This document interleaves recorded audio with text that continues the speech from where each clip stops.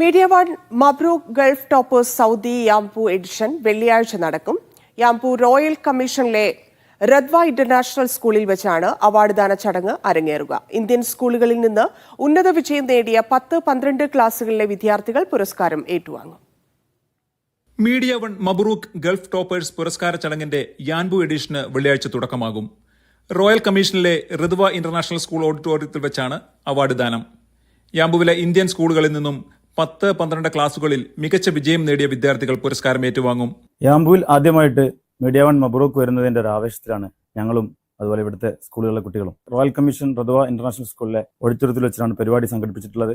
പരിപാടിയുടെ ഒരുക്കങ്ങൾ നടന്നുകൊണ്ടിരിക്കുകയാണ്. ഇവിടുത്തെ എല്ലാ യാംപു ഇന്ത്യൻ പ്രവാസികളെയും ഞങ്ങൾ ഈ പരിപാടിയിലേക്ക് ക്ഷണിക്കുകയാണ്. സ്കൂൾ അധ്യാപകരും രക്ഷിതാക്കളും സാമൂഹ്യ സാംസ്കാരിക രംഗത്തുള്ളവരും ചടങ്ങിൽ സംബന്ധിക്കും. നവംബർ 29 വൈകിട്ട് 6 മണിയോടെ ചടങ്ങ് ആരംഭിക്കും. Nesma gold super market, N comfort catering, Bueno Murooj restaurant, creative graphics എന്നീ സ്ഥാപനങ്ങൾ പ്രായോജകരാകുന്ന പരിപാടിയിൽ സിജി ഇന്റർനാഷണൽ വൈസ് ചെയർമാനും യാംപു ഇൻഡസ്ട്രിയൽ കോളേജ് അധ്യാപകനുമായ നൌഷാദ് മിമൂസയുടെ എഡ്യു ടോക്ക്, വിദ്യാർത്ഥികളുടെ വിവിധ കലാപരിപാടികൾ എന്നിവയും അരങ്ങേറും. Media one യാംപു.